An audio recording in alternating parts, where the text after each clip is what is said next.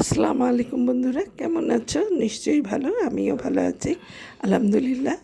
তো তোমাদের জন্য আরেকটা নতুন ভিডিও নিয়ে আসলাম, কারণ অনেক দিন ভিডিও দেইনি আমি।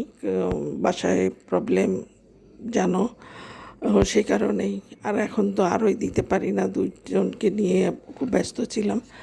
তো যাই হোক, এখন একটু ভালো আছি, তাই ভিডিও এগুলা করে রেখেছিলাম, তার এগুলো এডিট করি নাই, এগুলো ভয়েস দেই নাই। পরে এখন আজকে ভয়েস দিচ্ছি, এটা কালকে পোস্ট করবো। তো এটা হলো জন্মদিনের। তো জন্মদিনটা হলো আমার হাজব্যান্ড, মানে তোমাদের ভাইয়ের জন্মদিন। তো ও তো আর মনে রাখে না, আমরাই মনে করিয়ে দিই ওকে যে তোমার জন্মদিন আজকে। তো মেয়ে আসার সময় কেক নিয়ে আসছে, আর বিকালে খাবার জন্যে আমি একটু পিঠা বানিয়েছিলাম। কারণ পিঠাটা হলো, সবাই খাও কিনা জানি না, আমাদের আবার এই চিতই পিঠাটাকে গুড় দিয়ে বিকালবেলা খাওয়া হয় আমাদের নাস্তা হিসাবে। তো 2-4টা বেশি হয়ে গেছে, তো একটু রস বানিয়ে ওতে দিয়েছি যেন সকালবেলায় আমাদের নাস্তাটা হয়ে যায়, আর রুটি বানাতে যেন না হয় বা রুটি সেঁকতে যেন না হয়। তো সেই কারণেই আমরা আর কি একটু পিঠা বানিয়েছিলাম।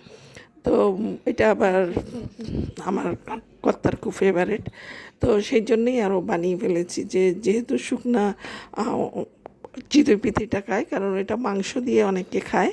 তো আমরা আবার মাংস কম খাই, আমরা গুড় দিয়ে, পাতলা ঝোলা গুড় আছে, ওই গুড় দিয়ে এই পিঠাটা আমরা বিকালবেলা খাই আর কি, যখন বানানো হয়।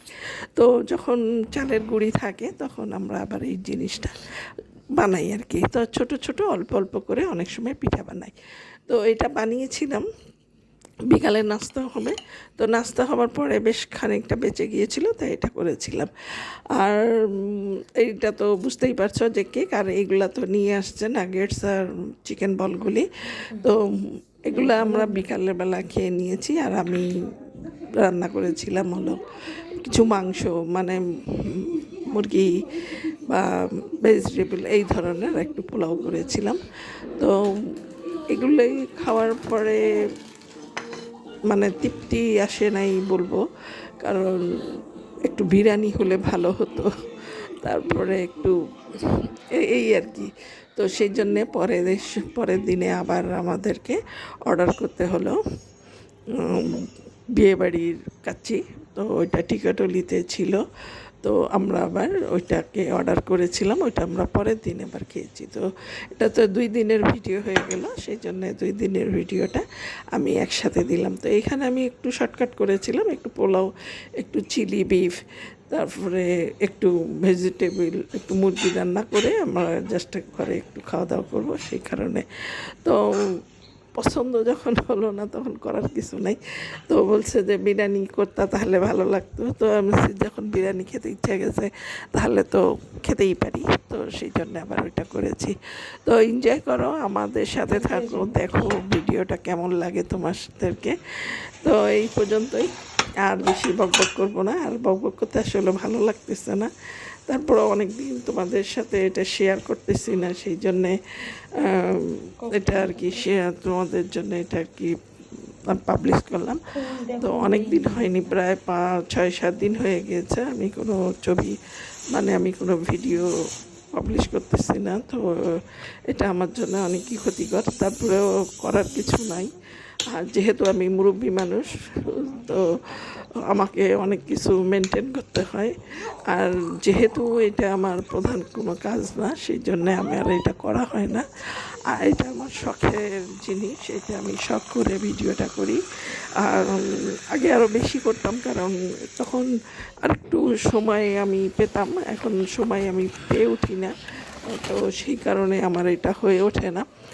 তারপরে আমার খুব শখ যে আমি এটা করব বা আমি চালিয়ে যাব, সে কারণেই আর কি এটা করা বা চালিয়ে যাওয়া আমার খুব ভালো লাগে এটা আর কি। তা আসলে কি জানো, সবাই যে কোনো একটা জিনিস কাজের মধ্যে থাকলে ভালো লাগে। তবে সব সময় এই রান্না, এই রুগী দেখা বা আত্মীয় স্বজন এগুলা কে কি বলে যে ধরে রাখো বা এগুলোই দেখো আর কিছু করো না বাড়তি, সেটা না একঘেয়ে লেগে যায়। সেই কারণেই আরও এটা আমার করা আর কি। তো সবাই হয়তো ভালো চোখে দেখে কিনা বলতে পারবো না, যেহেতু আমি অনেক মুরব্বী সব বাচ্চাদের থেকে, কারণ এখানে অনেক ছোট ছোট ইউটিউবাররা আছে, অনেক ভালো ইউটিউবাররা আছে, সেখানে আমি অনেক বড় আর কি মুরব্বী ইউটিউবার। তারপরেও আমার না এটা খুব ভালো লাগে, সেই কারণেই আমার এখানে এগুলো করা। তো যদি তোমাদের ভালো লেগে থাকে লাইক দিও, শেয়ার করো, আর আমার চ্যানেলটাকে সাবস্ক্রাইব করে দিও। আল্লাহ হাফেজ, সুস্থ থেকো, ভালো থেকো, সাবধানে থেকো।